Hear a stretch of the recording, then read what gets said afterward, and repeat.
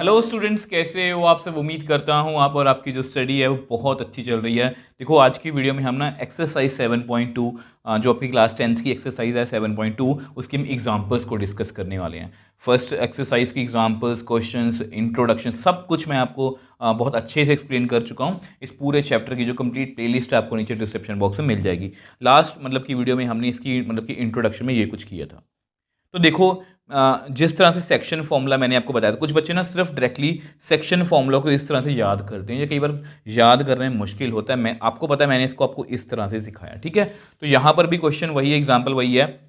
Find coordinates of the point which divides the line segment joining the points this in ratio internally. अब ये जो word है ना internally, ये पहली बार यूज हुआ है, बट मैं आपके लिए बता दूं, आपकी नॉलेज के लिए बता देता हूँ। इंटरनली का हमारे यहाँ क्लास 10th में कोई भी काम नहीं है। अगर आप क्लास 10th के बाद 11th में जाते हो, 12th में जाते हो, तो वहाँ पर एक चैप्टर है आगे जाके क्लास 12th में, आई थिंक वो है 3D। ठीक है, 3D, यस, वहाँ क्लास 12th में ही है। तो वहाँ पर जाके आपको ये इंटरनली और एक्सटर्नली का मतलब कि वहाँ पर ना एक एक्सटर्नली वर्ड आता है। मतलब ये अभी हम इसको डिस्कस नहीं करें। कुछ बच्चों के मन में क्यूरियोसिटी होती है कि सर ये क्यों लिखा है, तो वो एक्सटर्नली और इंटरनली का एक्चुअल में मैटर क्या है वो मैं आपको अभी एक्सप्लेन नहीं कर सकता क्योंकि आप क्लास 10th में ही हो, ठीक है। तो वो जब हम क्लास 12th में जाएंगे तब हम जाके इसको डिस्कस भी करेंगे, अच्छे से डिस्कस करेंगे। तो यहाँ पर जस्ट हमें उन्होंने एक पॉइंट पूछा है, तो हमें जस्ट डायरेक्टली सेक्शन फॉर्मूला लगाना है, तो वो लगा लेते हैं।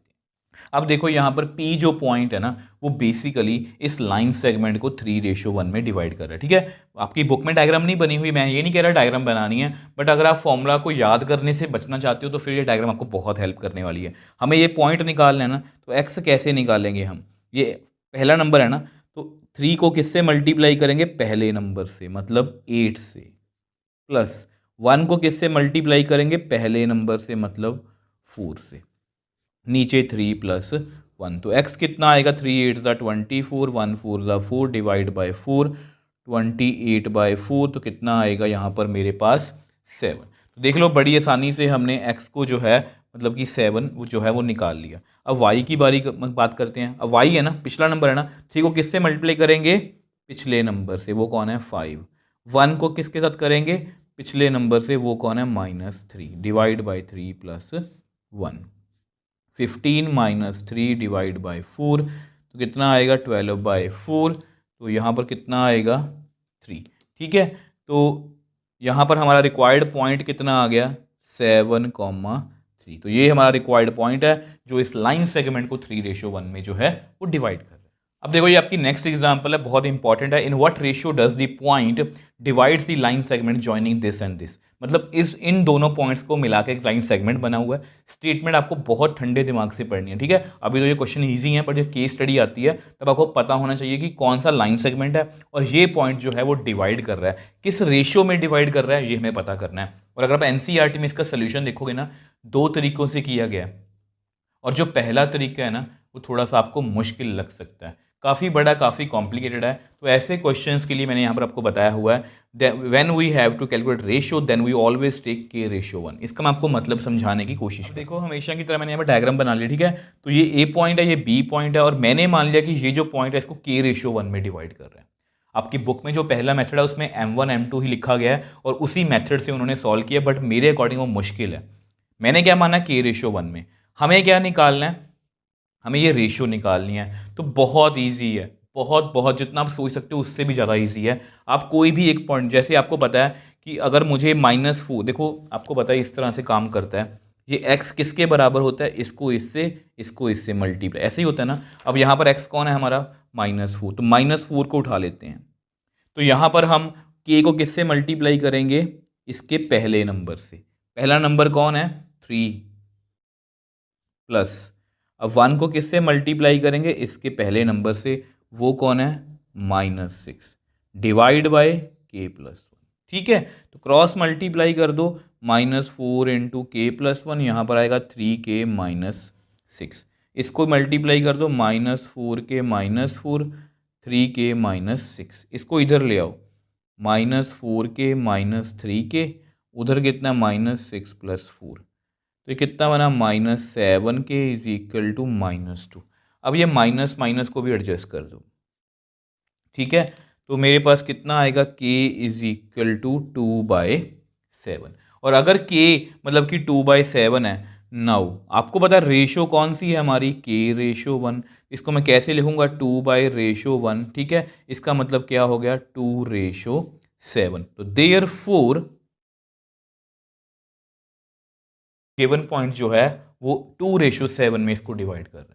तो देख लो आपको कौन सा मेथड करना है, आपको M1 M2 वाला फॉर्मूला बेस्ड मेथड करना है या ये वाला करना है। ये बहुत इजी है। हमने क्या किया, मैंने आपको पहले ही बता दिया था, वीडियो की इंट्रोडक्शन में बता दिया था, जब भी रेशो निकालनी आएगी हम k/1 मानेंगे।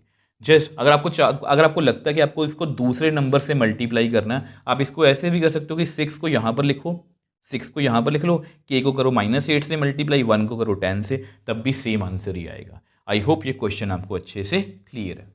अब देखो ये जो क्वेश्चन है, मतलब ये जो एग्जाम्पल है, ये बहुत ही इंपॉर्टेंट है, ठीक है। Find coordinates of the points of trisection. तो ट्राइसेक्शन क्या होता है, ट्राइसेक्शन, ट्राई मतलब 3 बराबर हिस्से, पॉइंट्स डिवाइडिंग इन 3 इक्वल पार्ट्स, तो यानी कि of the line segment joining the points. तो देखो बेसिकली पहले मैं आपको क्वेश्चन समझा देता हूँ। ये कुछ इस तरह से है, ये मान लो ए पॉइंट है, ये मान लो बी पॉइंट है जो दिया हुआ है, ठीक है। अब यहाँ पर अगर मैं इसको 3 बराबर हिस्सों में बांट दूँ, तो हमें मान लो ये पी और क्यू पॉइंट जो है, इनके कोऑर्डिनेट्स जो हैं वो निकालने हैं, ठीक है। तो सबसे पहले जो थोड़ी बहुत फॉर्मेलिटी है वो यहाँ पर डायग्राम बना के कर, देखो ये आपकी डायग्राम है जी, ठीक है, जिसमें ए और बी है और उसको पी और क्यू जो है तो 3 बराबर मतलब कि हिस्सों में बांट रहे हैं। अगर तीनों हिस्से बराबर हैं तो ये हिस्सा कितना है 1, ये हिस्सा कितना है 1, ये हिस्सा कितना है 1। ये लिखना बहुत जरूरी है, इसके बिना आप क्वेश्चन नहीं कर पाओगे। देखो एक ही बार में हम दोनों पॉइंट से निकाल सकते, तो सबसे पहले पी निकालने की कोशिश करेंगे। देखो मुझे पी निकालना है तो मुझे वही फॉर्मूला नहीं याद रखना, मुझे इसको मतलब डायग्राम से ही करना है, ठीक है। तो ये ए है, ये बी है, यहाँ पर पी है। अब देखो यहाँ पर कितना है 1।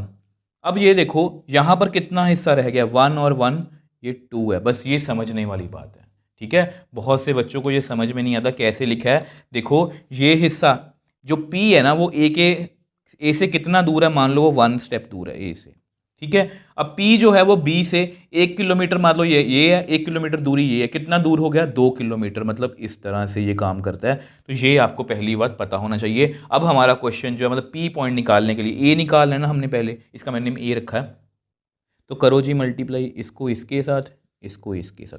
1 को किसके साथ करेंगे, -7 के साथ। 2 को किसके साथ करेंगे, इसके 2 के साथ।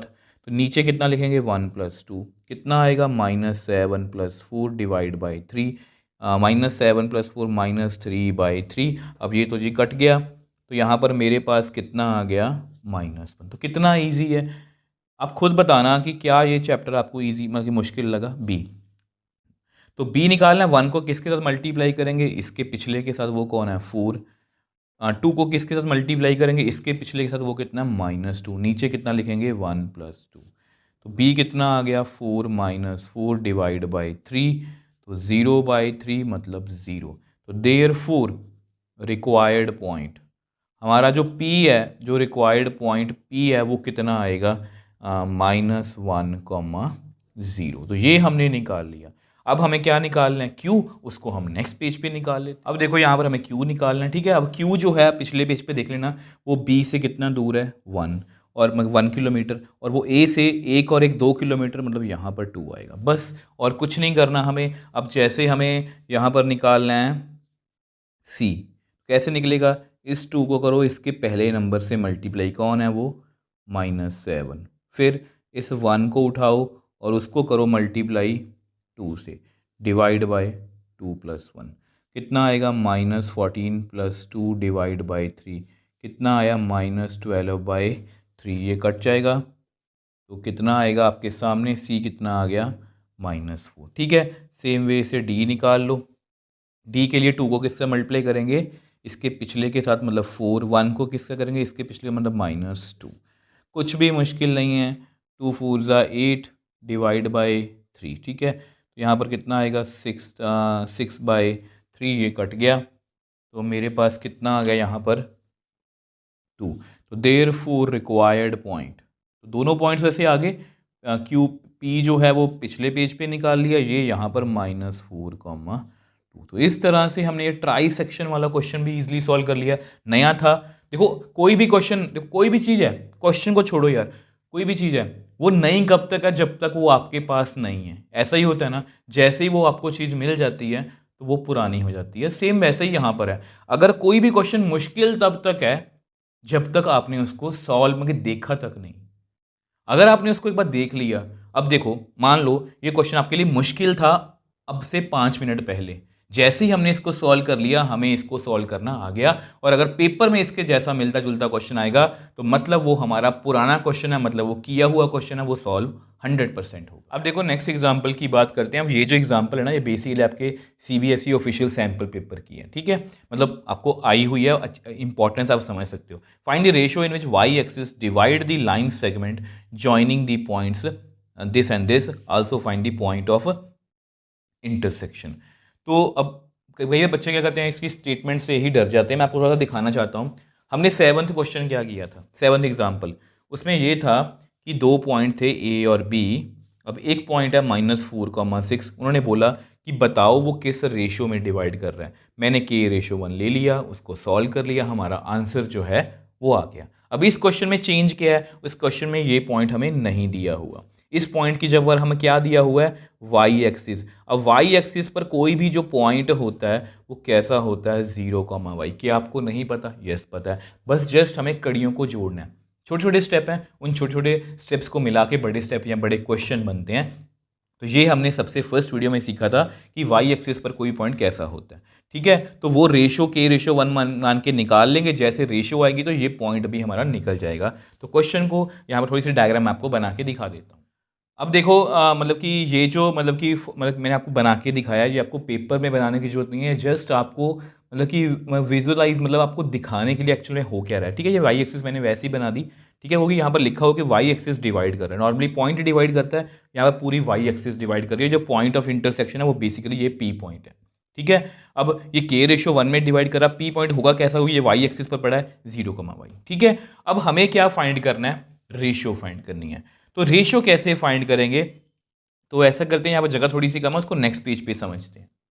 अब देखो हमें रेशियो मतलब कि रेशियो और पॉइंट दोनों निकालना है, तो कैसे निकालेंगे। अब देखो मैं आपको, देखो वाई डायरेक्टली तो नहीं निकलेगा, वाई डायरेक्टली तो नहीं, क्योंकि ना देखो मैंने वो क्या बताया था, 3 चीज़ें होती हैं, ये पॉइंट्स, ये वाला पॉइंट और रेशियो। देखो मैथमेटिक्स का रूल भी है, अगर हमें कोई 3 चीज़ें गिवन है, मतलब 3 चीज़ें हैं मान लो, अगर 2 गिवन होंगी तभी थर्ड निकलेगी। अब यहाँ पर ये तो गिवन है ना, तो ये हमें पता या ना ये हमें पता, तो कैसे निकालेंगे। अब यहाँ पर ना ये 0 जो है ये हमारी हेल्प करेगा, हम 0 से स्टार्ट होंगे। 0 कैसे लिखेंगे, 0 = टू, तो 0 के लिए K को किससे मल्टीप्लाई करेंगे, पहले नंबर के साथ। पहला नंबर कौन है, -1। अब 1 को किसके साथ करेंगे, 5 के साथ, ठीक है, डिवाइड बाय K+1। इससे फ़ायदा पता क्या है, K को उधर लेके जाओ, K+1 को, ये ख़त्म ही हो जाएगा 0 के साथ, तो -K+5, तो 0 and something 0 -K+5 which implies -K = -5। ये कट गया तो K की वैल्यू कितनी आ गई, 5। तो देयरफॉर रेशो कितनी आ गई हमारी, रेशो कितनी आ गई हमारी, 5:1। तो देख लो कितनी आसानी से हमने इसकी रेशो निकाल ली। अब रेशो आ गई ना, अब रेशो आ गई है तो ये y पॉइंट भी निकल जाएगा। अब आपको पता है ये 5:1 में डिवाइड कर रहा है। अब ये जो है मतलब बेसिकली देखा जाए तो यहाँ पर है बेसिकली 5 और यहाँ पर है 1, ठीक है। अब मुझे क्या निकालना है, मुझे सिर्फ y निकालना है। नाउ y निकालने के लिए हम क्या करेंगे, इस 5 को या k को किसके साथ मल्टीप्लाई करेंगे, यहाँ y है ना पिछले नंबर के साथ, वो कौन है, -4। 1 को किसके साथ करेंगे, -6 के साथ, नीचे कितना आएगा, 5+1, तो -20 -6/6, तो -26/6, तो ये कट जाएगा, यहाँ 13, यहाँ पर 3, तो मेरी y की वैल्यू देयरफॉर रिक्वायर्ड पॉइंट कितना आएगा, required point on y axis या पॉइंट ऑफ इंटरसेक्शन कितना आएगा, कितना है, -13/3, 0 पहले है, -13/3, और रेशियो कितनी है हमारी, 5:1। तो देख लो हमने बहुत इजीली सॉल्व कर लिया। जस्ट देखो समझना मुश्किल था इसको कि नया क्वेश्चन है कैसे करेंगे, बट आज के बाद ये हमारे लिए क्या हो गया, यस पुराना, और हम इसको सॉल्व करके आएंगे। अब मैं इस पुराने क्वेश्चन में थोड़ा सा और एडिशनल बात ऐड कर देता हूँ। ये क्वेश्चन आपको ऐसे भी आ सकता है कि यहाँ पर क्या होगी, एक्स एक्सिस। तो एक्स एक्सिस के लिए हम क्या करेंगे, ये जो पी पॉइंट है इसको क्या लिखेंगे, एक्स कॉमा ज़ीरो। तब पहले हम ज़ीरो की तरफ जाएंगे और ज़ीरो से हम रेशो निकाल लेंगे, उसके बाद एक्स निकाल लेंगे। तो इस तरह से हम इस जैसा कोई भी क्वेश्चन जो है वो सॉल्व कर सकते हैं। अब देखो नेक्स्ट और हमारी लास्ट एग्जांपल की बात करते हैं। If the points A B C D are vertices of parallelogram taken in order find the value of P. तो यहाँ पर ए बी सी डी से एक पैरेललोग्राम बना हुआ है, तो हमें जो है वो पी की वैल्यू ढूंढनी है। ये क्वेश्चन बहुत अच्छा है। देखो इसको ना दो तरीक़ों से किया जा सकता है। तो देखो मैं आपको बताने की कोशिश करता हूँ। तो ये आपका पैरेललोग्राम है, ये ए बी। इसमें आप क्या बात का ध्यान रखोगे, मैंने ए बी सी डी ऐसे लिखा है। कुछ बच्चे क्या लिखते हैं, ए बी सी यहाँ से डी यहाँ पर, ऐसा गलत है। आपको एक सीक्वेंस में चलना है। आप ए बी ऊपर भी रख सकते हो, ए बी सी डी। आप एक यहाँ पर ए बी सी, जैसे मर्जी चलना, बट वो कंटिन्यूटी में चलना पड़ेगा आपको। तो यहाँ पर जो मैं मतलब कि फंडा यूज़ करने वाला, पहले आपको बता देता हूँ। देखो अगर आपको बाय चांस इसके बारे में जो जैसा एनसीईआरटी ने किया, अगर आपको वैसा नहीं मतलब कि आपको वो क्लियर या प्रॉपर्टी याद, तो आप क्या करोगे, आप यहाँ पर ना इसका डिस्टेंस फॉर्मूला से डिस्टेंस निकाल लो ए बी का, और सी डी का भी डिस्टेंस निकाल लो। दोनों को बराबर रख दो, क्योंकि आमने सामने वाली साइड्स हैं इक्वल होती हैं, वहाँ से पी की वैल्यू आ जाएगी। ये जस्ट ऑप्शनल है अगर आपको नहीं याद, बट आपको पता है सेंस। मैं आपको लिख के दिखाता हूँ कि कौन सी प्रॉपर्टी हम यूज़ करने वाले हैं। Diagonals of parallelogram bisect each other at O. क्योंकि ये एक दूसरे को बाइसेक्ट कर रहे हैं, मतलब बराबर है। मतलब कि ओ क्या है, therefore O is mid point of A C. O जो है वो मिड पॉइंट है ए सी का। और मिड पॉइंट फॉर्मूला आपको याद है, मैंने आपको डायरेक्टली बताया था कि वहाँ पर सेक्शन फॉर्मूला लगाने मत बैठ जाना। अगर ये मिड पॉइंट है तो जस्ट पहले नंबर को पहले नंबर में ऐड करो, डिवाइड बाई टू। दूसरे नंबर को दूसरे नंबर में ऐड करो, डिवाइड बाई टू। अब पहला नंबर यहाँ पर कौन है ए सी में, 6 प्लस यहाँ पर कौन है 9 डिवाइड बाई 2। ठीक है, तो ये बेसिकली हम ओ के कोऑर्डिनेट्स ढूंढ रहे हैं। वाई कैसे निकालेंगे, 1 plus 4 divide by 2, which implies O कितना आ गया हमारा 15 बाई 2, 5 बाई 2। ये निकाल लिया। Also O is mid point of, ये बी डी का भी तो मिड पॉइंट है ना, ये बी डी का मिड पॉइंट है, तो यहाँ पर भी निकाल लेते हैं। पी पहला नंबर प्लस पहला नंबर डिवाइड बाई 2, दूसरा नंबर प्लस दूसरा नंबर डिवाइड बाई 2। तो यहाँ से ओ कितना आ गया, पी प्लस 8 बाई 2, 5 बाई 2। इसको नंबर 2 दो, इसको नंबर 1 दो। फ्रॉम 1 एंड 2, देखो फ्रॉम 1 एंड 2 ये दोनों एक ही पॉइंट्स की बात हो रही है। फ्रॉम 1 एंड 2 देखो इसको ऐसे लिखेंगे 15 by 2 comma 5 by 2 is equal to, क्योंकि ये भी ओ पॉइंट है ये भी ओ पॉइंट है, एक ही पॉइंट है, तो इसको हम ऐसे लिखेंगे। और ये भी आपको पता होना चाहिए कि अगर दो पॉइंट्स इस तरह से इक्वल हों, ठीक है, मैं आपके यहाँ पर भी लिखूंगा पॉइंट्स टू रिमेंबर में, अगर दो पॉइंट्स इक्वल है ना, तो उसका पहला नंबर एक्स कोऑर्डिनेट जो है वो एक्स के इक्वल है, विच एम्प्लाइज जो पहला नंबर है ना वो पहले नंबर के बराबर होना चाहिए। चेक भी कर लो, 5 बाई 2 5 बाई 2 इक्वल है। अब यहाँ पर ये 2 कट गया, तो P कितना आ गया, P plus 8 is equal to 15। तो P कितना आ गया 15 माइनस 8, मतलब P कितना आ गया 7। तो हमारा जो P जो है वो 7 हमने निकाल लिया। तो इस तरह से हमने इस क्वेश्चन को देखो सॉल्व कर लिया कि पैरेललोग्राम के डायगोनल्स जो होते हैं वो दूसरे को बाइसेक्ट करते हैं। तो उस प्रॉपर्टी से या मिड पॉइंट फॉर्मूला लगा के मैंने इसको सॉल्व किया। अगर आपको बाय चांस, ये बाय चांस की बात, अगर आपको ये पहली बात तो आपको क्लियर होना चाहिए। अगर बाय चांस ये आपको क्लियर नहीं है तो आप क्या करोगे, ये डिस्टेंस निकाल लो, ये डिस्टेंस ए बी का डिस्टेंस निकाल लो, सी डी का डिस्टेंस निकाल लो, और वैसे अब करके देखना खुद से, और मुझे नीचे कमेंट सेक्शन में जरूर लिखना कि यस सर हो गया। उससे भी आंसर कितना आया 7 आया। दोनों डिस्टेंस बराबर रख लेना, आपका आंसर आ जाएगा।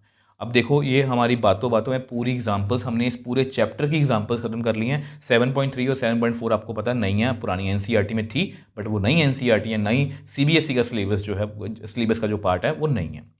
तो इस तरह से हमने इसको सॉल्व कर लिया। अगर आपको कोई भी डाउट है मुझे नीचे कमेंट सेक्शन में लिख सकते हो, मुझे इंस्टाग्राम टेलीग्राम पर मैसेज भेज सकते हो, मैं आपको हमेशा रिप्लाई करता हूँ। अगर आपको वीडियो थोड़ी सी भी हेल्पफुल लगे तो वीडियो को लाइक कीजिए, शेयर कीजिए और चैनल को सपोर्ट कीजिए।